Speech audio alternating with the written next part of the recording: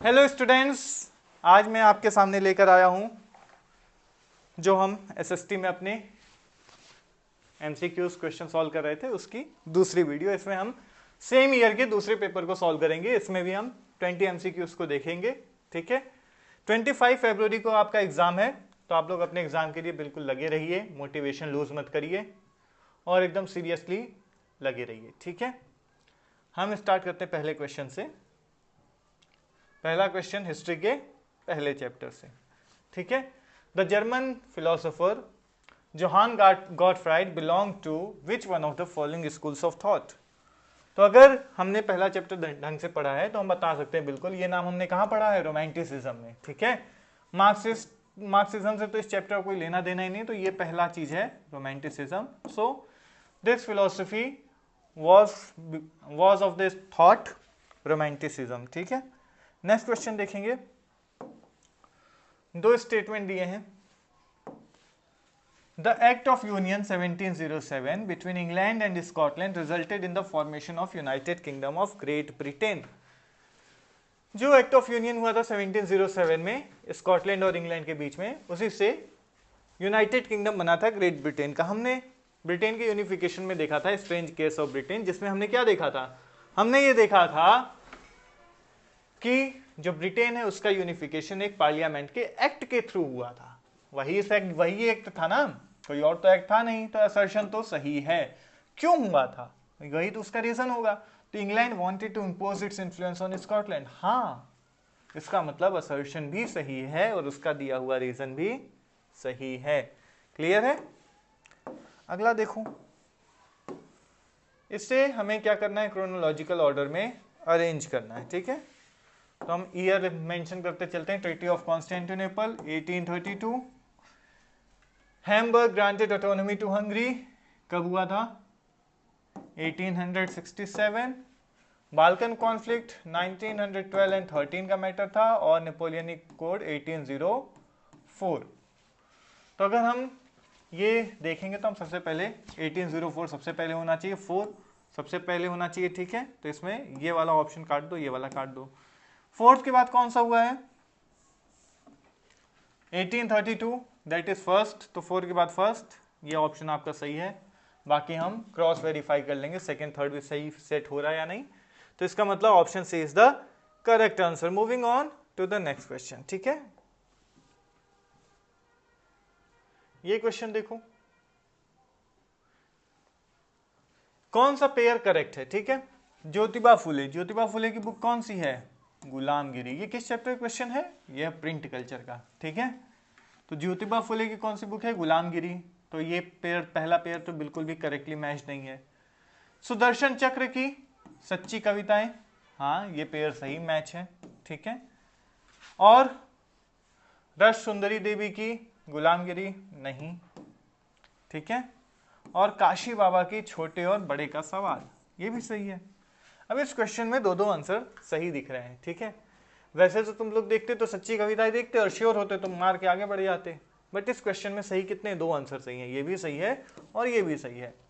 और अगर ऐसा एग्जाम में कोई क्वेश्चन आए तो दोनों में से अगर आपने किसी को भी सही किया होता, बी या डी में से, तो आपको मार्क्स मिल जाते। इसका मतलब ये नहीं कि ज्योतिबा फुले को सही कर देते तो आंसर मिल जाता। अगर चारों ऑप्शन गलत हों तो किसी पे भी मार्क करने पे नंबर मिल जाएगा।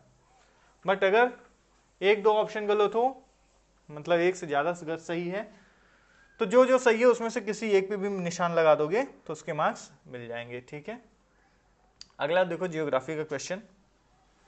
नॉन मेटेलिक मिनरल माइका है, हाँ ठीक है। तो एनर्जी मिनरल क्या है, इसमें बॉक्साइट एनर्जी नहीं है, प्लेटिनम नहीं है, मैंगनीज नहीं है, नेचुरल गैस है। ठीक है, नेचुरल गैस क्या है, एक एनर्जी मिनरल। इजी था ये क्वेश्चन। अगला क्वेश्चन देखो, ये सॉइल को आइडेंटिफाई करना है। It is widely spread and important soil है। ठीक है, और वाइडली स्प्रेड है। वाइडली स्प्रेड कौन सी है, अच्छा ये बताओ, सबसे ज्यादा अगर कोई इंडिया में मिट्टी है तो कौन सी है, या तो ब्लैक सॉइल या तो एलुवियल सॉइल। ये दोनों कम अमाउंट में अवेलेबल है। ठीक है, नॉर्दर्न प्लेन्स में मिलती है। नॉर्दर्न प्लेन्स ब्लैक सॉइल कहाँ मिलता है, डेक्कन में, और alluvial soil northern place, Ganga का प्लेन, जो भी गंगा नदी के आसपास की मिट्टी है, पूरा एरिया एलुवियल सॉइल का एरिया है, ठीक है। It consist of sand, silt and clay, ठीक है। इस तरीके से हमें पता होना चाहिए कौन सी मिट्टी कहाँ मिलेगी, ठीक है। जियोग्राफी अगर तुमने दिमाग लगा के लॉजिकली पढ़ा होगा तो ये क्वेश्चन बहुत ईजी रहा होगा। अगर सिर्फ रटने पे फोकस करोगे तो जियोग्राफी रटने से नहीं हो पाएगी। अगेन ये क्वेश्चन देखो जियोग्राफी का, लिस्ट और लिस्ट 2 के कॉलम को मैच करना। वीट क्या है? मिलेट है? नहीं। बेवरेज है? नहीं। वीट क्या है? फूड क्रॉप है, खाते हैं ना हम लोग। रागी क्या है? मिलेट है। रागी, बाजरा, जौ क्या है? ये सब मिलेट्स हैं। टी क्या है? बेवरेज है। बेवरेज मतलब टाइम पास के लिए पिए जाने वाला टी, कॉफी क्या होते हैं? बेवरेज है। और मेज क्या है? मेज फूड के लिए भी काम आता है, फॉडर के लिए भी काम आता है, हम भी खाते हैं, हमारे गाय भैंस भी खाते हैं। खाते हैं कि नहीं खाते? ठीक है, तो हमारा आंसर क्या बनेगा? वीट का सी, फर्स्ट का सी, फर्स्ट का सी, देखो फर्स्ट का सी, तो ये दो आंसर बचते हैं। उसके बाद देखो रागी का ए, बी का ए, तो ये आंसर हमारा बचता है सी ए बी डी, ठीक है। सी ए बी डी अपना आंसर सही हो गया। क्लियर है? अगले क्वेश्चन पे चलते हैं। Read the following statement and choose the correct term mentioned in the Indian Constitution from the given options। ये क्वेश्चन हमने पिछले पेपर में भी देखा था, पिछले पेपर का रिपीट क्वेश्चन है। नो ऑफिशियल रिलीजन और freedom to profess, practice and propagate any religion क्या होता है? ये होता है सेक्युलरिज्म, ठीक है। ये सेक्युलर वर्ड की मीनिंग होती है। तो ये क्वेश्चन हमने पिछले पेपर में भी देखा था, पिछले वीडियो में भी इसका डिस्कशन है, सभी टर्म्स का डिस्कशन है, तो वो देख लेना एक बार। अब देखो कौन सा पेयर्स करेक्टली मैच्ड है। कम्युनिकेशन। कम्युनिकेशन कैसा सब्जेक्ट है? क्या कम्युनिकेशन अगर हर एक स्टेट को अलग अलग कम्युनिकेशन दे दिया जाए तो क्या पूरे नेशन में कम्युनिकेशन हो पाएगा? नहीं हो पाएगा ना। तो इसका मतलब कम्युनिकेशन को तो यूनियन लिस्ट में होना ही चाहिए। ऐसे मैटर जो पूरे देश को कंसर्न करते हैं वो यूनियन लिस्ट में होने चाहिए। तो ये तो बिल्कुल सही है, ऑप्शन इज करेक्ट।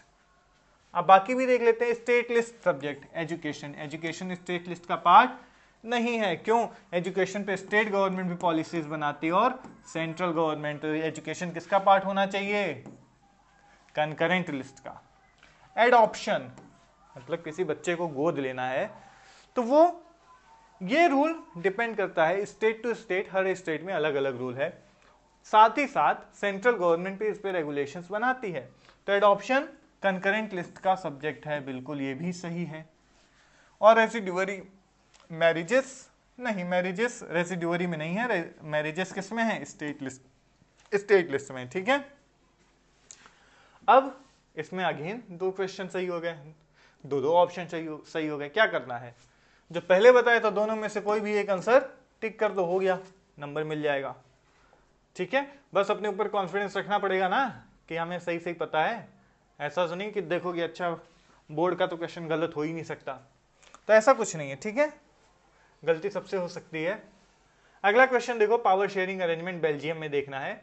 तो Brussels has a separate government with equal representation. Brussels में अलग गवर्नमेंट थी और दोनों का रिप्रेजेंटेशन सेम था। हाँ बिल्कुल सही बात है। Dutch and French speaking ministers are equal in central government. और जो सेंट्रल गवर्नमेंट थी उसमें डच और फ्रेंच स्पीकिंग मिनिस्टर्स दोनों बराबर थे। हाँ, तभी तो वो ऐसी सरकार बना रहे थे जिसमें कॉन्फ्लिक्ट ना हो। Community government is elected by people belonging to one language. ये भी सही बात है, एक लैंग्वेज से बोलने वाले लोगों को ही कम्युनिटी गवर्नमेंट बनाया था। Series of majoritarian measures adopted in Belgium. Majoritarian measures मतलब सिर्फ मेजोरिटी के हिसाब से। अगर ऐसा होता तो ये चीजें थोड़ी होती। ये चौथा स्टेटमेंट तो इन तीनों को कंट्राडिक्ट कर देगा, तो चौथा तो गलत हो ही गया।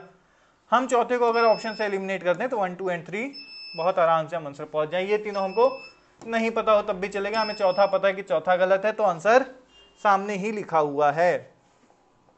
अगला question, which one of the following country has one party system? सबको पता है, चाइना। पिछली वीडियो में भी डिस्कस किया था one party system, two party system. आगे देखते हैं इनमें से कौन सा फंडामेंटल प्रिंसिपल है डेमोक्रेसी का, ठीक है। अच्छा चलो देखते हैं। Rule of single individual. Single individual का रूल ये तो नहीं है डेमोक्रेसी में। डेमोक्रेसी का सिंगल इंडिविजुअल रूल करे, नहीं। फिर डिक्टेटरशिप में डिफरेंस क्या रह जाएगा? Rule with hereditary norms. Hereditary मतलब एक पीढ़ी से दूसरी पीढ़ी तक, तो ये तो बिल्कुल भी नहीं है। Rule of people with freedom. Rule of people, हाँ यही तो है, जनता का शासन, वो भी फ्रीडम के साथ। और रूल ऑफ मिलिट्री चीफ्स, इसको ये मार्शल रूल है, मिलिट्री रूल, ठीक है। क्वेश्चन इजी हैं। अच्छा, which one of the following is included in 8th schedule in Indian constitution? 8th schedule में से इनमें से कौन सी लैंग्वेज है? टोटल 8th शेड्यूल में कितनी लैंग्वेजेस है पहले ये बताओ। There are 22 languages in 8th schedule. Originally 14 थी, उसके बाद एक लैंग्वेज ऐड होती है, फिर एक होती है, ठीक है, 3 1 4 4 8, नहीं पहले एक होती है सिंधी, फिर 3 होती है कोंकणी मणिपुरी नेपाली, फिर 4 और होती है बोडो डोंगरी संथाली एंड मैथिली। कितनी हो गई? 4 3 7 + 1 8 + 14 22। ये 22 लैंग्वेजेस इसका पार्ट है, ठीक है।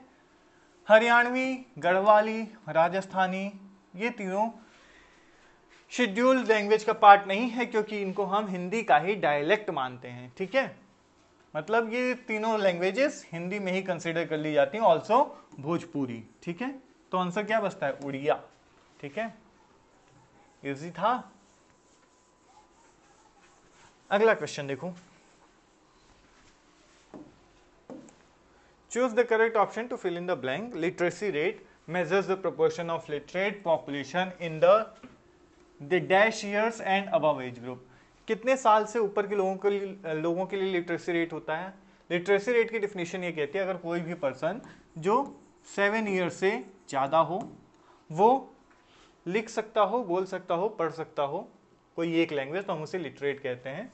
तो दैट इज आंसर क्या हो गया इसका? 7 ईयर्स। क्लियर है। अगला क्वेश्चन इकोनॉमिक्स में आ गए हम। Assume there are 4 families in a locality. If the incomes of these 4 families in a week, एक लोकेलिटी में 4 फैमिलीज हैं, ठीक है, और इन सबकी इनकम क्या है एक हफ्ते में? 2000, 5000, 3000, 6000।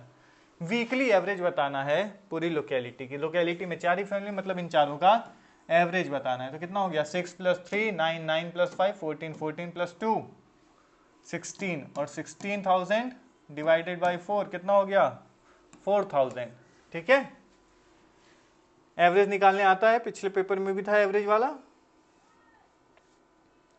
नेक्स्ट क्वेश्चन देखो, which of the following pairs is correctly matched? कौन सा करेक्टली मैच है? Primary sector, tailor. टेलर क्या करता है? टेलर जो है कपड़े बना रहा है, ये मैन्युफैक्चरिंग का पार्ट नहीं है। लग तो रहा है मैन्युफैक्चरिंग का पार्ट है। प्राइमरी सेक्टर तो एग्रीकल्चर रिलेटेड होता है, तो टेलर तो सेकेंडरी सेक्टर का होना चाहिए। फिशरमैन, मछली पकड़ना तो प्राइमरी सेक्टर का ही काम है। प्राइमरी में हमने यही तो देखा कि नेचर से डायरेक्ट ले लें, तो ये भी नहीं। Tertiary sector, astronaut. एस्ट्रोनॉट क्या कर रहा है? हमें क्या कर रहा है? हमें कुछ दे रहा है, प्रोडक्ट बना के दे रहा है, या खेत से कुछ निकाल के दे रहा है? प्राइमरी नहीं है, क्योंकि खेत से वो कुछ निकाल के हमें धान काट के नहीं दे रहा है, ना तो वो कुछ मैन्युफैक्चर कर रहा है, कुछ बना भी तो नहीं रहा है एस्ट्रोनॉट, वो तो बस घूम रहा है। तो एस्ट्रोनॉट क्या हुआ? सर्विस दे रहा है ना हमें, ना वो प्राइमरी सेक्टर का पार्ट है ना सेकेंडरी, वो सिर्फ हमें सर्विस दे रहा है, तो वो टर्शियरी सेक्टर का पार्ट है। कुरियर सर्विसेज, अगेन वो हमें क्या दे रहे हैं? सर्विस से, तो वो टर्शियरी का पार्ट है, इसका मतलब प्राइमरी का पार्ट तो नहीं हुई। आंसर क्या हो गया इसका? सी। अगला क्वेश्चन देखो, look at the given images, the work done in the images comes under which of the following sectors? ये फोटो देख के बताओ इसमें क्या काम हो रहा है, और बताओ ये कौन से सेक्टर का काम है। ये क्या है? ये ईंट बना रहा है, ठीक है। ईंट पहली बात तो प्राइमरी सेक्टर में नहीं आएगा, ठीक है, पब्लिक सेक्टर में भी नहीं होगा। पब्लिक सेक्टर मतलब गवर्नमेंट। ऑर्गेनाइज तो होगा ही नहीं, क्योंकि ये एक डेली वेज लेबरर से, इसको कोई जॉब सिक्योरिटी नहीं, इसका मालिक जब चाहे तब उसको निकाल के भगा देगा, तो यह है अनऑर्गेनाइज्ड सेक्टर। अगला क्वेश्चन, विजुअली इंपेयर्ड कैंडिडेट्स के लिए, which one of the following enterprises belongs to the organised sector? इनमें से कौन सा ऑर्गेनाइज्ड सेक्टर का पार्ट है? इंडिपेंडेंट फ्रीलांसर्स नहीं, independent freelancers source of income stable नहीं है, सोशल सिक्योरिटीज नहीं है।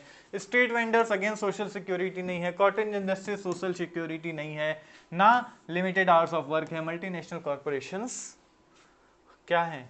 वो ऑर्गेनाइज सेक्टर का पार्ट है। क्लियर है। नेक्स्ट देखो, which of the following is the primary purpose of loan activities. Loan का प्राइमरी पर्पज क्या है किसी कंट्री के लिए, क्यों लोन दिया जा रहा है। ठीक है, पहले हम ऑप्शंस देखते हैं, ऑप्शन के साथ चलते हैं। To compete with other financial institutions. अगर हम बैंक्स को देखें, जो बैंक्स जितना ज़्यादा लोन देंगी, हो सकता है ना उतना ज़्यादा वो लोन रिकवर कर पाए। जितना लोन रिकवर करेंगे उतना ज़्यादा प्रॉफिट होगा। हाँ ठीक, तो अच्छी बात तो लग रही है। चलो, to generate profits for the primary sector only. सिर्फ प्राइमरी सेक्टर के लिए काम करेगी क्या बैंक? नहीं। To increase income of multinational companies. हाँ, मल्टीनेशनल कंपनी की इनकम भी बढ़ जाएगी, पर इसका प्राइमरी काम थोड़ी है। ये बैठ के ये सोच के बनी थी क्या कि अच्छा चलो हमको रिलायंस का इनकम बढ़ाना है, ये सोच के तो नहीं बना था ना बैंक। ठीक है। टू सपोर्ट इकोनॉमिक ग्रोथ, ये सबसे जरूरी काम है बैंक का। क्रेडिट क्या करता है? क्रेडिट मल्टीप्लाई होता है, 100 रुपये जमा किए वो 110 हो गया, 110 का 112 हो गया, ऐसे उसमें इंटरेस्ट बढ़ता जाएगा और वो मल्टीप्लाई होता रहता है। ठीक है, इसको कहते हैं मल्टीप्लायर इफेक्ट। तो ये क्या होता है, जितना ज़्यादा बैंक क्रेडिट प्रोवाइड करेगा उतने ज़्यादा मार्केट में कैश होगा, मार्केट में जितना ज़्यादा पैसा होगा मार्केट में उतनी ज़्यादा डिमांड क्रिएट होगी, जितनी ज़्यादा डिमांड क्रिएट होगी उतनी ज़्यादा इकोनॉमिक ग्रोथ होगी। ठीक है। नेक्स्ट क्वेश्चन देखो 19। Match the following aspects of globalisation with their description and choose the correct option. Match करना है टेक्नोलॉजिकल एडवांसमेंट और liberalisation of trade, cultural exchange और मल्टीनेशनल कॉरपोरेशंस। इसको यहां रखते हैं। हाँ ठीक है, पढ़ते हैं। Interactions of ideas, values and traditions. ये तो कल्चरल एक्सचेंज है, इंटरेक्शन में होगा आइडिया, वैल्यू और ट्रेडिशन का interaction. Companies operating in many countries, multinational corporation, यही तो है मल्टीनेशनल, एक से ज्यादा देशों में काम करने वाली। Innovation in manufacturing, communication and information.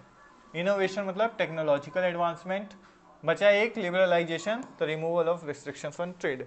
तो अगर हम सारे डिफिनेशन से सेटिस्फाइड हैं तो ये सारा मैच सही हुआ है। तो क्या हुआ है, फर्स्ट का सी ऐसे ही लिखते हैं।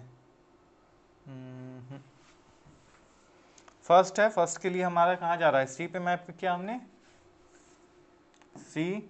सेकेंड वाला डी, थर्ड वाला ए और फोर्थ वाला कहाँ गया, फोर्थ वाला बी पे। ठीक है, अब हम इसे इरेज करेंगे। C D A B, C D A B हमें याद रखना है। ठीक है, सी डी ए बी दिख रहा है कहीं, सी डी ए बी ये रहा, C D A B, B is the correct answer. ठीक है, नेक्स्ट क्वेश्चन देखेंगे, लास्ट क्वेश्चन है आज का। Choose the correct option regarding body mass index. Body mass index formula क्या होता है, वेट इन केजी अपॉन